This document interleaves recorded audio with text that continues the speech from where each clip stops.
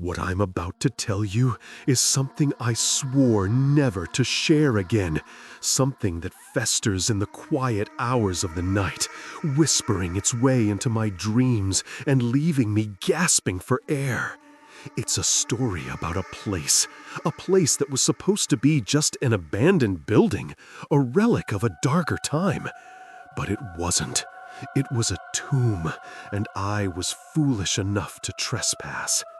If you've ever felt that prickle of unease in a supposedly empty house, if you've ever heard a floorboard creak when no one else is home, then you might understand. But what happened to my cousin, Liam, and me at the old Oakhaven Asylum?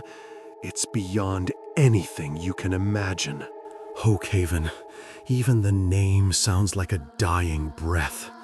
It had been shut down for over 50 years, a sprawling Gothic monstrosity on the outskirts of town, shrouded in a perpetual gloom that even the brightest sun couldn't pierce.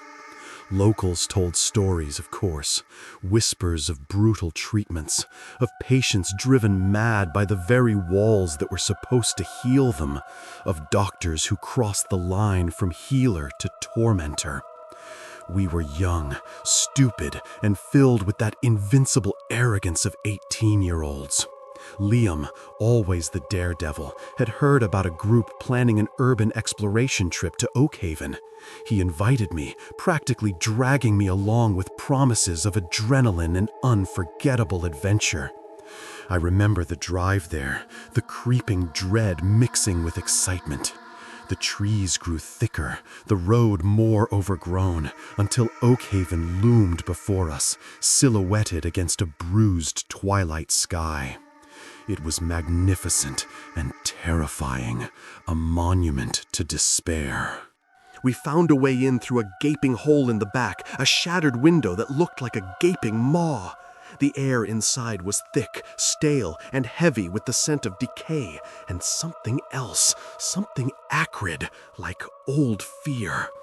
Dust motes danced in the faint beams of our flashlights, illuminating peeling paint, rusted wheelchairs, and the skeletal remains of what were once beds. Every step echoed, amplified in the cavernous silence.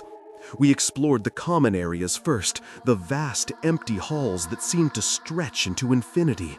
Liam, ever the thrill-seeker, was laughing, his voice bouncing off the decaying plaster. I, on the other hand, was already feeling it, that oppressive weight, the sensation of being watched. We found the old hydrotherapy rooms, the tubs stained with rust, the straps on the chairs still ominously intact. It was grim, but we pushed on, drawn deeper into the asylum's decaying heart. The further we went, the darker it became, not just physically, but in atmosphere. We ventured into what we assumed were the patient wards. Long corridors lined with cell doors, each one a tiny, dark box of misery. Some doors were ajar, revealing rooms frozen in time. In one, a child's drawing, faded and torn, still clung to the wall, depicting a stick-figure family with vacant eyes. In another, a single worn shoe lay forlornly in the corner. Liam, in his usual boisterous way, kicked open a door, and the rusted hinges screamed in protest. Inside, a solitary wheelchair sat facing the wall.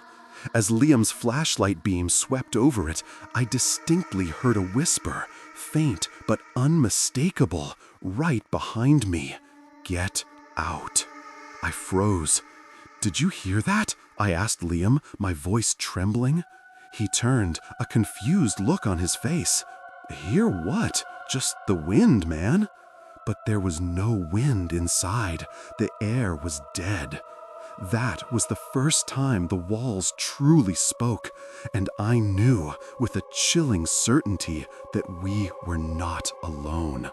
The fear, which had been a growing unease, was now a cold, sharp blade in my gut. We should have left then. Every instinct screamed at me to run, to bolt through that broken window and never look back. But Liam, fueled by bravado, pushed forward. "Come on, don't be a baby," he taunted, though his own eyes seemed a little wider now. He wanted to see the infamous isolation wing on the 3rd floor, a place whispered about in hushed tones where the worst cases were kept. The stairs leading up were treacherous, groaning under our weight. With each step, the silence became heavier, more profound. It wasn't just the absence of sound. It was a palpable presence, as if the very air was holding its breath, waiting. And then, as we reached the landing of the 3rd floor, a low, guttural moan echoed from the corridor ahead. It wasn't human. It was something else, something raw with pain and eternal rage. My blood ran cold. This was no urban legend. This was Oakhaven, and it was alive. That moan, it wasn't just a sound. It felt like it vibrated in my bones, a chilling resonance that burrowed deep into my soul. Liam, for the first time that night, looked genuinely scared. His bravado had evaporated, replaced by a pallor that made him look almost as ghostly as the surroundings.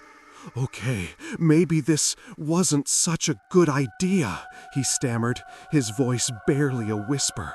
But turning back felt impossible now. The corridor ahead seemed to beckon, drawing us in with a morbid curiosity that warred with our rising terror. We moved slowly, our flashlights cutting shaky paths through the oppressive darkness. The air here was different, colder, carrying a faint metallic tang that reminded me unpleasantly of old blood. The doors in this wing were thicker, reinforced, many of them still firmly shut. We passed cell after cell, each one a silent testament to unimaginable suffering. Then we came to one at the very end of the hall. Unlike the others, this door was slightly ajar, revealing a sliver of the room within. A faint, flickering light emanated from inside, too steady to be a flashlight, too warm to be natural. A low, almost inaudible humming filled the air, a mournful, discordant melody that made my teeth ache. Liam reached out, his hand trembling, and pushed the door open further. The sight that greeted us stole the breath from my lungs. The room was bare, save for a single rusted metal chair bolted to the floor in the center. On the floor around it, dark, irregular stains spread like a macabre Rorschach test. But it was the source of the light that truly horrified us. Hanging from the ceiling by thin, almost invisible wires was an antique gas lamp, its flame dancing erratically, casting grotesque shadows that writhed on the walls. There was no logical explanation for it. No one else was here. We were completely alone. As the lamplight cast its sickly glow, I noticed something etched into the metal of the chair. It looked like words, scratched in over and over again, deep gouges in the surface. I leaned closer, Liam a pale shadow beside me, and read the desperate inscriptions. "They hear me. Don't let them. It's in the walls." My heart hammered against my ribs. This was not just a patient's cell. It was a place of profound torment. And then the humming stopped. The silence that followed was deafening, thick with anticipation. Suddenly, a cold gust of wind swept through the room, extinguishing the gas lamp in a hiss. Darkness descended, absolute and suffocating. And in that blackness, a voice, a child's voice, sweet and innocent, whispered right next to my ear. "He's still here." Panic seized me. I stumbled back, bumping into Liam. "What was that?" he gasped, his voice choked with fear. Before I could answer, a series of frantic whispers erupted from all around us, a cacophony of terrified voices overlapping, urgent and desperate. "Help us! He's watching! Don't listen! It's inside!" The walls themselves seemed to vibrate with their spectral agony. We turned to flee, but the door slammed shut with a thunderous boom, sealing us inside. Liam fumbled with the handle, but it wouldn't budge. We were trapped. The whispers intensified, no longer just sounds, but coherent, terrifying pronouncements directed at us. "You shouldn't have come," hissed a raspy voice. "Now you'll stay." I felt a chilling breath on the back of my neck, and I knew, with absolute certainty, that we were not just hearing the past. We were becoming part of it. Liam started banging on the door, yelling, his voice raw with desperation. I, on the other hand, was paralyzed, my gaze fixed on the corner of the room where the shadows seemed to deepen and writhe. A figure began to coalesce there, indistinct at first, then sharpening into a horrifyingly clear silhouette. It was tall, gaunt, and cloaked in darkness. It didn't move, yet it felt like it was closing in. The air grew frigid, and I could see my breath misting in front of me. The whispers now focused, coalescing into a single, chilling phrase that repeated endlessly, a maddening mantra. "They still scream my name." My name. Not Liam's, mine. The realization was more terrifying than the specter itself. This wasn't just about being haunted. It was about being targeted. The asylum wasn't just a place of residual energy. It was a trap, and I was its intended victim. That whisper, "They still scream my name." It wasn't a hallucination. It wasn't the asylum playing tricks on us. It was a direct, chilling declaration. The presence in the room solidified, and I felt its malevolent gaze lock onto me. Liam was still desperately trying to break down the door, his frantic efforts echoing the desperation of the trapped souls around us. But I couldn't move. I was rooted to the spot, my mind reeling. Why my name? How could it know my name? I had never been to Oakhaven before, had never heard of it until Liam brought it up. The figure in the corner, a wraith of pure shadow, seemed to feed on my terror. Its form shifted, morphing into something more defined, a tall, gaunt man with hollow eyes and a chillingly serene smile. He didn't speak, but I felt his thoughts, cold and alien, invading my mind. "You are connected. You carry the echo. You will join them." Just as the spectral figure began to glide towards me, a deafening crack split the air. The door, battered relentlessly by Liam, finally gave way, splintering inwards. Liam didn't hesitate. He grabbed my arm, yanking me out of the room with a force I didn't know he possessed. We scrambled down the dark corridor, the cacophony of screams and whispers chasing us, a relentless tide of anguish. We didn't look back. We didn't dare. The asylum seemed to resist our escape. The floor seemed to ripple beneath our feet. The walls pulsed as if breathing, and phantom hands clawed at our clothes, trying to drag us back into its suffocating embrace. We could hear heavy, dragging footsteps behind us, not Liam's or mine, but something else, something pursuing us with unnatural speed. We burst out of the broken window, gasping for air, our lungs burning, our bodies trembling uncontrollably. The night air, usually a comfort, felt alien and cold against our sweat-slicked skin. We sprinted across the overgrown grounds, not stopping until we reached Liam's beat-up car, parked a quarter-mile down the deserted road. We fumbled with the keys, our hands shaking too violently to insert them into the ignition. When the engine finally roared to life, it sounded like a symphony of salvation. We sped away, leaving Oakhaven to its eternal torment, its shadowy silhouette receding in the rearview mirror. For hours we drove in stunned silence, the shared horror a tangible thing between us. Liam finally broke the silence, his voice hoarse. What was that? Why your name?" I couldn't answer him.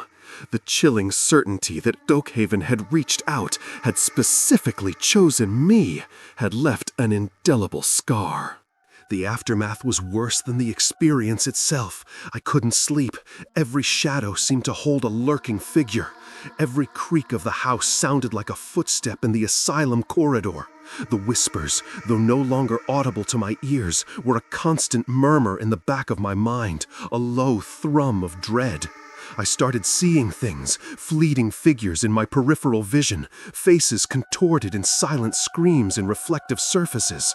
My friends noticed the change, the haunted look in my eyes, the way I flinched at sudden noises. Liam tried to talk about it, to rationalize, but even he couldn't shake the memory. He became withdrawn, plagued by nightmares that left him exhausted and terrified.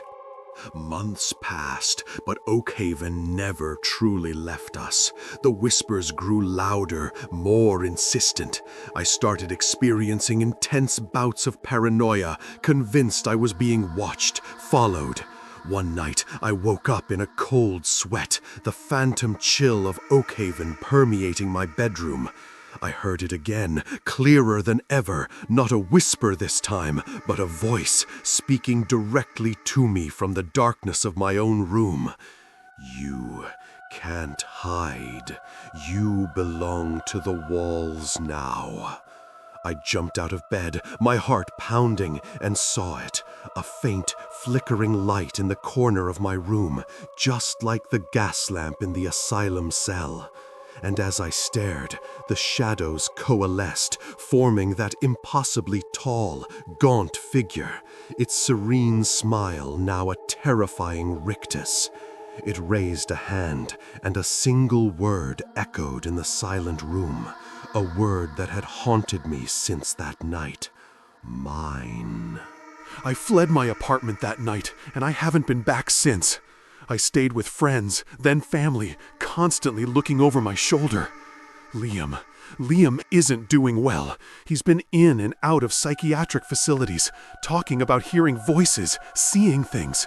He says Oakhaven followed him home. He says it's always hungry. I don't know what Oakhaven is or what it wants, but I know this. It didn't just haunt us, it marked me. It saw something in me, an echo, a connection it wanted to exploit. The walls of Oakhaven Asylum are not just silent stone and decaying plaster. They are a living entity, a prison for tormented souls, and they are still screaming my name, waiting for me to return.